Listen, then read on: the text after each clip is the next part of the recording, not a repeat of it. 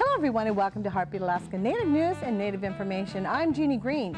Well, Heartbeat Alaska continues to march around the world.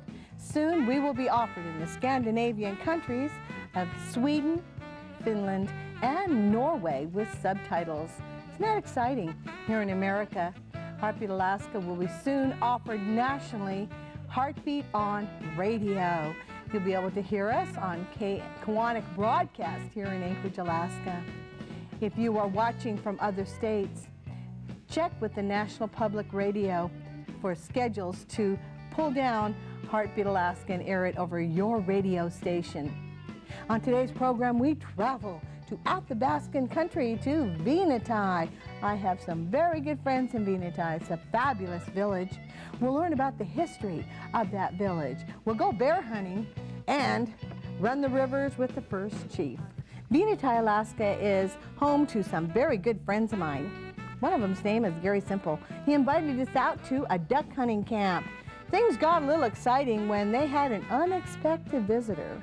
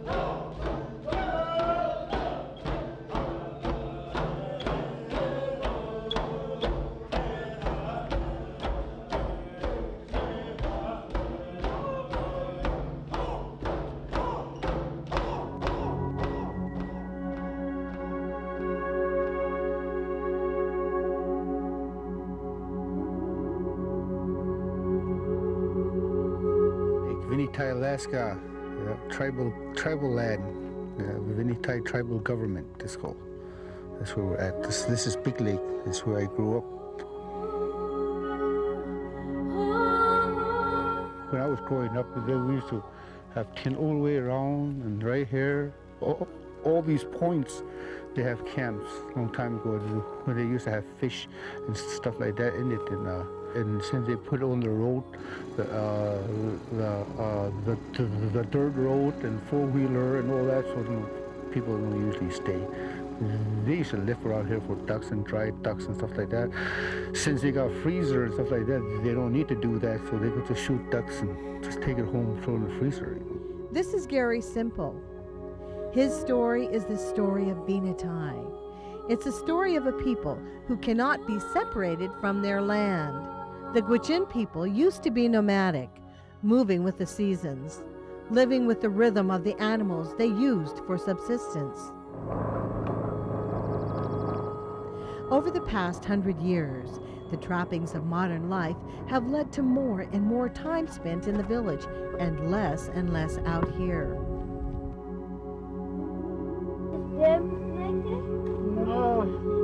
Now Gary's family is one of the few that still come and camp out here on Big Lake. In the village, people have a lot of life like that, and it's hard to live all this life, You have to live, you have a life of being Indian, and then you got to live in today's society, and then there's drinking life, and there's drugs life, and there's gambling life, and there's lying life, and gossip life, and you have to deal with all that, But when you go out here, when you come out here, man, you only got to live one life. It's really a place where you get close to your husband or to your wife or to your kids and to the nature of what God had made, Praise. That nature is what sets Venetie apart. When the Alaska Native Claims Settlement Act passed in 1971, the native village of Venetie wouldn't take money. All they wanted was their land, 1.8 million acres of pristine wilderness. It's an area about the size of Rhode Island and Delaware put together. The land is owned in common by all through the native village of Venetie tribal government. This includes the villages of Venetie and Arctic Village. The land allows Gary to raise his kids the same way he was raised. Just took us out, and that's what I remember, and that's what I want to do with my kids, you know. And instead of them watching TV and video and just running around wild, you know, and up not listening to their parents because they're independent, you know, they don't depend on anyone. So, you know, I encourage parents to take their kids out in the woods. It's a good life out there, slow, but it's okay, you know, and it's peaceful. You know, the creation just overtakes you, just overtakes you. And you find peace and wonderful, you know, you feel you sleep real good, nice fish air, you know. Gary's son Gabe is learning to use the kayak that Gary made by hand. I think I made it like 6 years ago or something like that. Still, this is a second canvas that I put on. It kind of wear out after a while. He wants to learn, and I think he's ready. He's been around it all his life, and you know, and he's been in a canoe with me, and I got another son who's 13 that is learning how to shoot inside a canoe, sitting inside a canoe and shoot. He learned how to do that.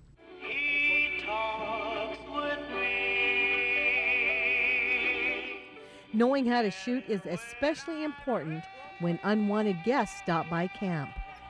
She saw him right over there. That little girl just went back to use the bathroom too, only 15 minutes before that. When we came back yesterday, me and my son, and our tent was tore down, you know. He just tore it down. He took out the box and stole our roast beef moose that we were going to, and stuff like that. And we know he's around, so we went to sleep. And at night we could hear him walking back there, running around. So today they saw him. They say they try to scare him away, but he just sat back there. They say, so, you know, we don't want that kind of bear around, you know. Gary's mom and his wife had to chase away a black bear earlier by clapping and yelling. Yeah. Every year. Since I was a kid, as long as I remember, a black bear is always part of duck hunting excitement. Then, just as dinner is almost ready, there's a movement in the trees.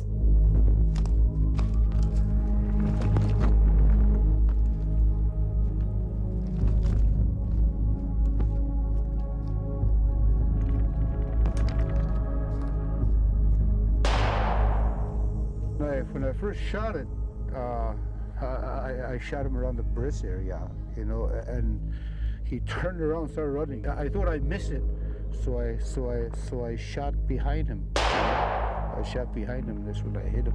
When I shot behind him, he flipped over, and he took off. We could hear him hollering back there, so we went back there, found him and shot him again. Make sure, you know, make sure that he's dead. Once he's sure the bear is dead, Dad returns to a hero's welcome back at camp. Got him? Yeah. He's dead? Yep. He's dead. And the kids are excited to see the bear and learn from Dad. Wait, not yet. Wait for me, yeah? But actually, it's Dad that's going to be learning. He's never had to skin a bear before. Dad, do you know how to skin the bear? Learning right now. Give him like right now. Give him that one bear that we saw over there by that camp that got killed in. Yeah. And that bear is a brown bear. It's a brown bear though. We can. This is a nice bird I see. Soon enough, though, Gary has the bear cut up into manageable chunks. Well, I'm just packing it up to so my son can pack it down in the pack board. See? Have you Gabe? How's it, Gabe? It's good. Now he can pack it back down. And then my little girl, like, you know, to run around, and I don't want my kids to get real scared, you know. And when they do that, they become afraid of the woods. Mostly my girl will do that, you know. Tell me what you got there. Yeah, look. 30-30. bullet. It went through, but it stopped and went like that. People around here don't usually eat bear, but I do. You know, I love bear. Yeah, we'll take the meat in, see if they want to cook it for potluck tomorrow or whatever they want to do with it. And I took only a ham, so I'm going to smoke that and cook and fry it up, I guess. Yeah, we always share what we have all the time, ducks, moose, whatever we can, you know. We kind of figure out who don't have stuff and who don't have hunters living with them and stuff like that, and we usually share with those people like that, you know. As the sun sinks low over Big Lake, it's finally time for dinner and time for stories around the family fire. It's really good to bring your kids out in the woods because this is where they learn to depend on you instead of depending on themselves. Because when kids only stay in the village, they don't depend on their family, I mean their mom and dad no more. They just run around wild and do anything they want because, you know, the village is there, you know, so they feel so safe. So I encourage people to take their kids out in the woods where their kids learn how to depend on their dad and their mom for survival out there, you know. So they could, and then when they could go home, they could experience that, you know, and parents would have a chance to talk with their kids out here, tell a story about when your kids, and their kids will love that, you know. They love your story. Instead of hearing war story and rated R movie and stuff like that, they could listen to you, you know, and build a relationship between you and your kids, you know, out here. It's wonderful because nothing is interference, you know? And that's wonderful for me.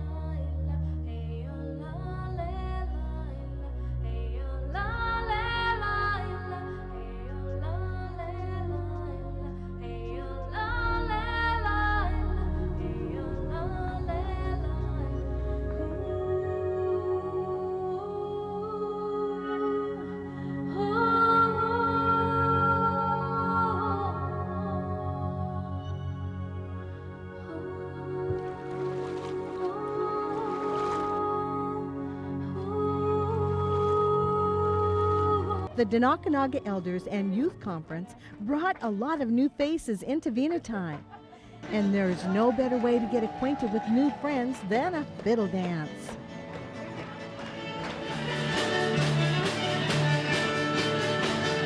It's a toe-tapping good time for everybody, even if you're not sure which foot is which.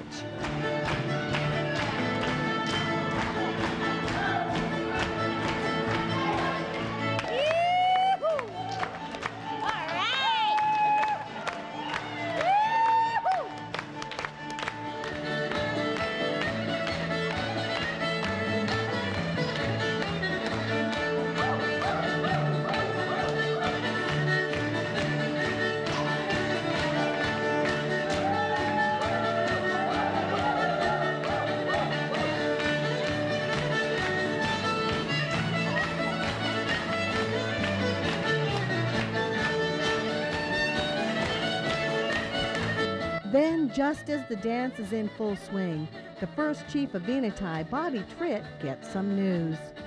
He hears of a boat that is stranded about 16 miles downriver from Venetie. Quickly, he puts away his bass and gets to work putting together a rescue party to go check on them.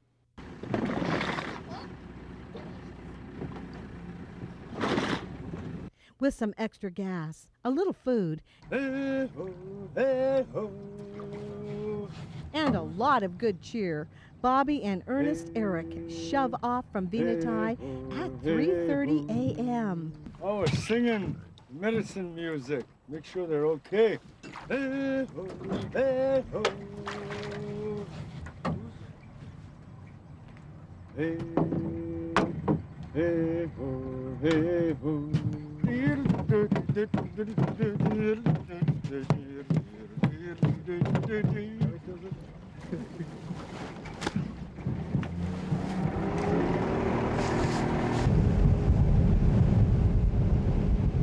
The Chandelar is a tricky river, fast, winding, and shallow. It's easy to run aground or get stuck in snags. The combination of cold meltwater and fast current means the river can quickly turn deadly. Luckily, both Bobby and Ernest have been running this river all their lives.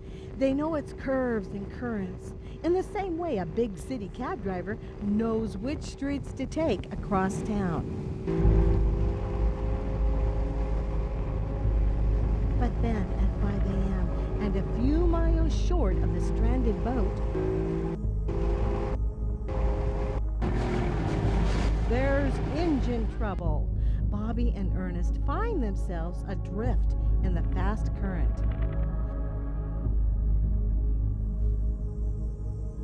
After a lot of head scratching and checking the spark plugs, it's clear the engine is done for.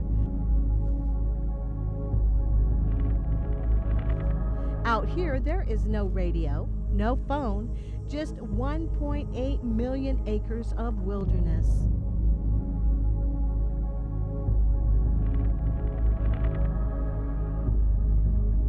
Ernest and Bobby take stock of the food they have.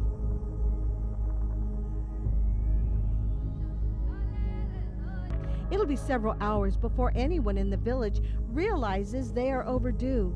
So Bobby and Ernest quickly get down to doing the best thing they could think of, sleeping.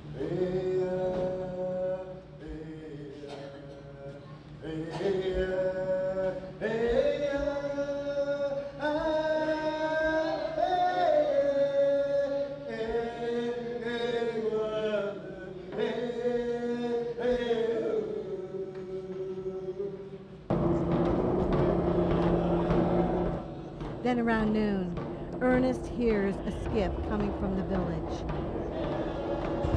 That's probably John Erick. The way it looked like, no? Wow. I don't know, you can't tell this quick, but that looked like John Erick Jr. He's from, he's got, him and the Erick boys, they got cabin down here in the lower mouth of Chandelar River. It turns out to be John Erick. John is taking an elder back to Fort Yukon.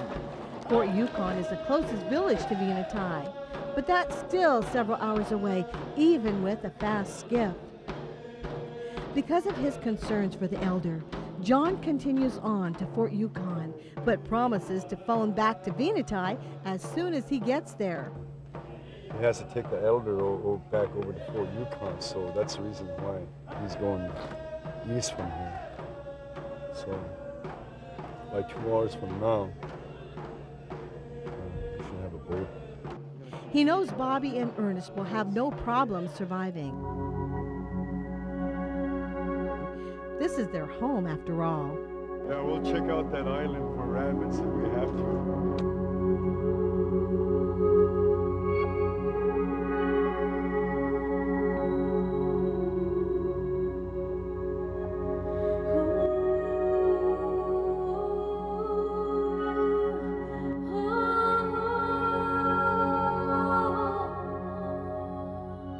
After 5 more hours under the sun that never goes away, the boys hear another skiff coming. It's Lance Whitwell. Rescue.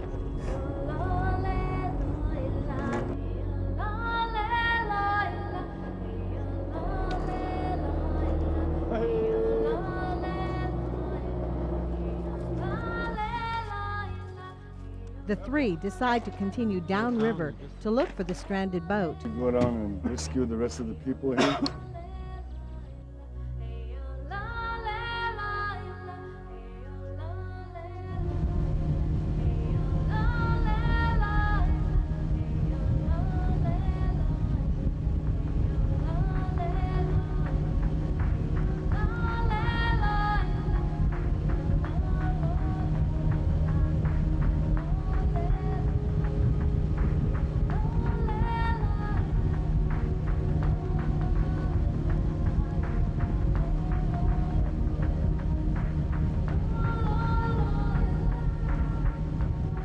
7:30 p.m., they hit the Yukon River, leaving Venetie's tribal lands and Bobby's jurisdiction as chief. There was no sign of the boat that was stranded.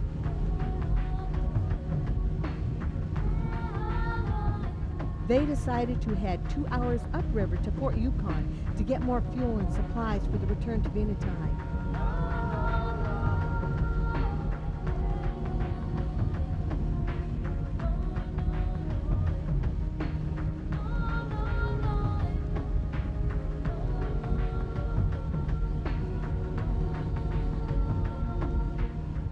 In Fort Yukon, they find John Erick again, who tells them the people who were stranded were able to fix their boat and get back underway, and so they didn't need to be rescued after all.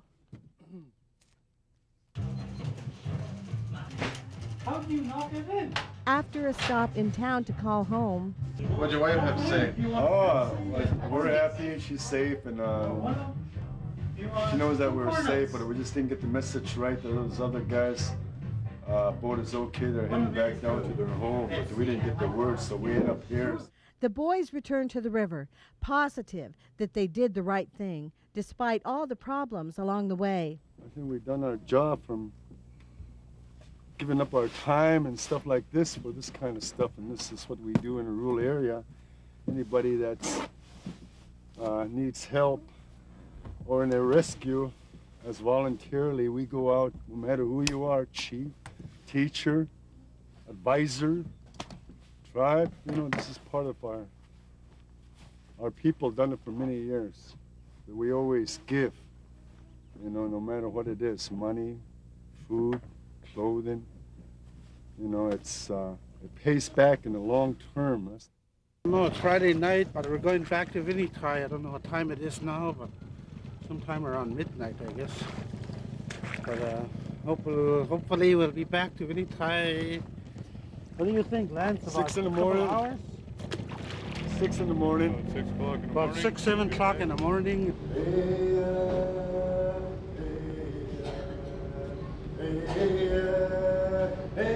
After almost 30 hours on the water, the boys arrive back home.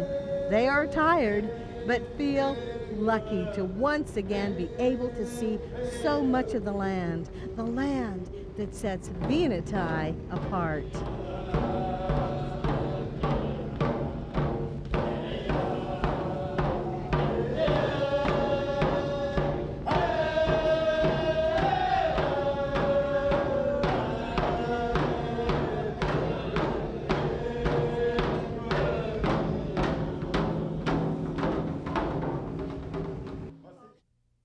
Thank you everyone from Venetie and Wright's Air Service for your help in this story.